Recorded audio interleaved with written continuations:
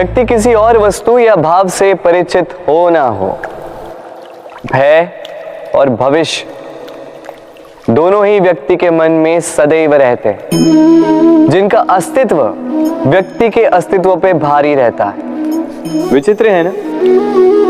वह वो है जिसे आप नहीं जानते, जो अनजान है, और इसी कारण आपको भय लगता है कि ना जाने क्या होगा।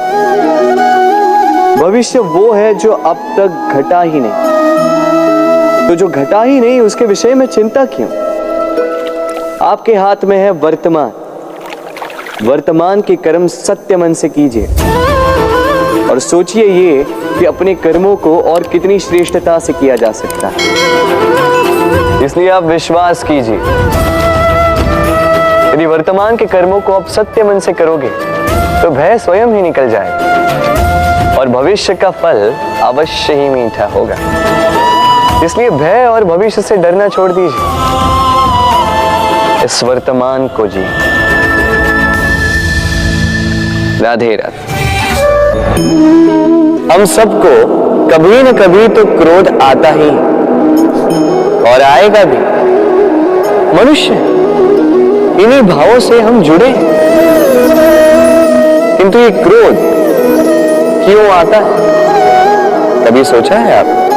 ये क्रोध तब आता है जब हमारे मन के अनुसार कुछ ना हो, जैसे कभी कोई हमारी बात ना माने या कभी हमें पराजय प्राप्त हो जाए।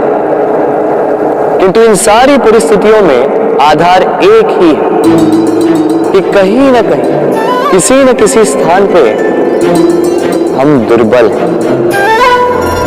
क्रोध जन्म लेता है हमारी दुर्बलता से और फिर वो हमारी सबसे बड़ी दुर्बलता बन जाता है। यदि क्रोध को वश में न रखा जाए तो भ्रम जन्म लेता है। यदि भ्रम को वश में न रखा जाए तो विवेक व्याग्र होने लगता है और यदि व्याग्रता को वश में न किया जाए तो व्यक्ति का तर्क ही नष्ट हो जाता है। सोचने समझने की शक्ति शून्य हो जाती है और फिर उस व्यक्ति का पतन हो जाता है।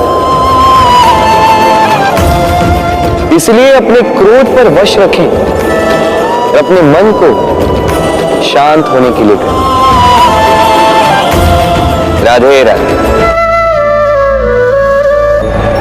अक्सर आपके बड़े बूढ़ों ने आपसे कहा होगा कि ये संसार दुख का मूल है और ईश्वर भक्ति उस दोष से दूर जाने का मार्ग है। किंतु सोचिए, यदि ये संसार दुख का सागर होता तो क्या नियति आपको यहां पर जन्म लेने देती? क्या ईश्वर यहां पर अवतार लेते? जब समस्याओं पर हमारा वश नहीं चलता, हम आरोप लगाते हैं इस संसार पर। यहाँ के लोगों सोचते हैं कि काश मैं यहाँ पे आया ही ना हो। एक किसान बंजर धरती पर जाता है और अपने परिश्रम से उसे लहलहाते खेत में परिवर्तित करता है। एक दर्जी जिसके पास एक सामान्य सा वस्त्र आता है, अपने परिश्रम से उसे एक सुंदर वेश में परिवर्तित कर देता है। आप भी परिश्रम कीजिए। ये महत्वपूर्ण नहीं है कि आप किस संसार में आए, ये महत्वपूर्ण नहीं है कि आप यहाँ कैसे आए।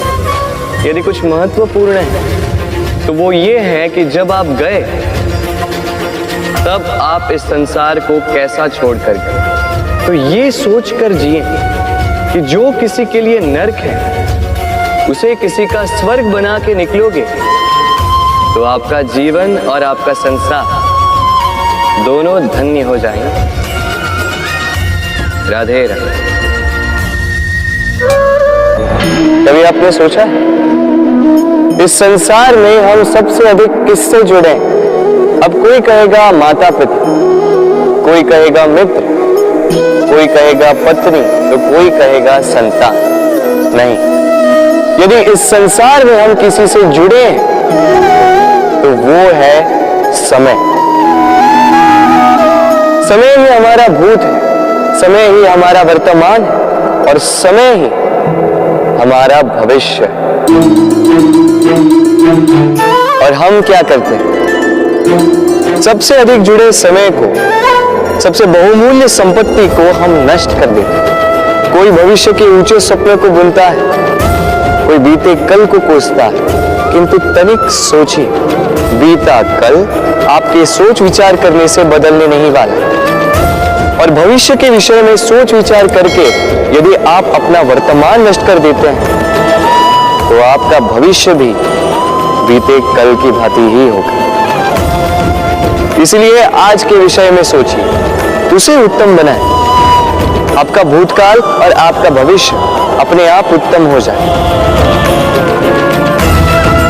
राधे। यदा यदा हि धर्मस्य ग्लानिर्भवति भारत अभ्युत्थानम् अधर्मस्य तदात्मानं सृजाम्यहम्। जब जब धरती पर पाप बढ़ता है, धर्म की हानि होती है, तब तब मैं आता। ये तो आप सब जानते हैं, किंतु क्या आपने कभी सोचा है कि क्यों मैं इस धरा का जीव बनकर ही अवतरित होता हूं? क्यों मैं मनुष्य के रूप में आपके बीच में रहता हूं? आज बताता हूं। संसार में पाप और पुण्य संतुलन में चलते हैं, किंतु जब पाप सीमा से आगे बढ़ जाता है, मुझे आना ही होता है। कारण यह है कि आप मुझे भुला देते। चौंकिए मत, मैं आप ही में बसता हूं। बस आप स्वयं के भीतर बसे परमात्मा को भूलने लगते हैं। इसलिए मुझे आना पड़ता है आपको ये बताने कि सारी शक्ति आप में ही समाहित है। पर आप क्या करते हैं? मेरा सम्मान है, मुझे पूछते हैं, मुझसे शक्ति मांगने लगते हैं, भांति भांति की इच्छाएं मेरे सामने रखते हैं। मुझे आपकी श्रद्धा से कोई आपत्ति नहीं, मुझे आपत्ति है उस भाव से जो आपको दुर्बल बनाता है। परमात्मा में श्रद्धा रखिए, किंतु स्वयं की आत्मा पर भी विश्वास कीजिए, क्योंकि इस संसार में ऐसा कुछ भी नहीं है जो आप नहीं कर सकते। हर नर में नारायण बसते हैं और हर नारी में लक्ष्मी। तो पहचानिए अपने भीतर के नारायण और बदल दीजिए इस समय के चक्र। मुझे प्रसन्नता होगी कि मेरे अवतार लेने का वास्तविक प्रयोजन आपको समझ आए। तो शंका त्याग कर शंकर बन जाइए, अन्यथा कंकड़ के समान रहना हो। राधे राधे।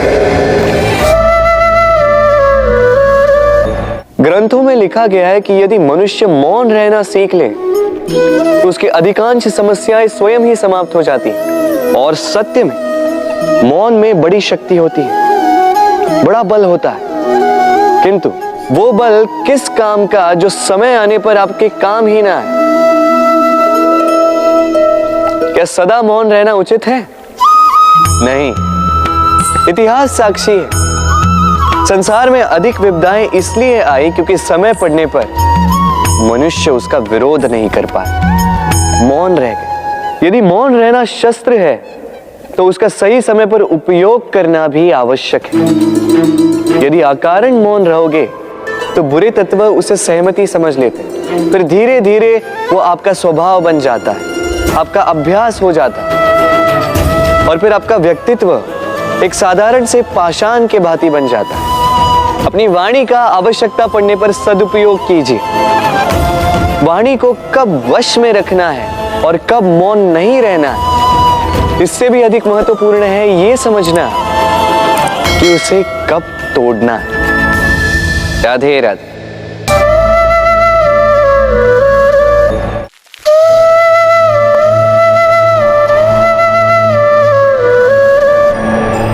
असमंजस में होंगे ना कि मैं क्या कर रहा हूं, क्या लिख रहा हूं, देखना चाहेंगे?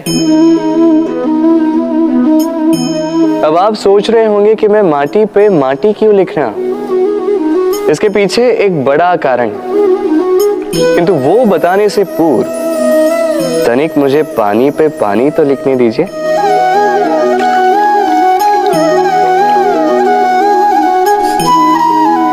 क्या हुआ? जो मैंने लिखा वो दिखाई क्यों नहीं दे रहा? तो ये रहा आपके पहले प्रश्न का उत्तर।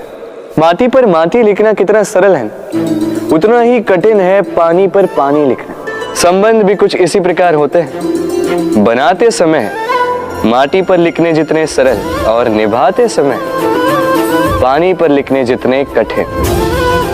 अब प्रश्न ये उठता है कि पानी पे लिखा कैसे जाए?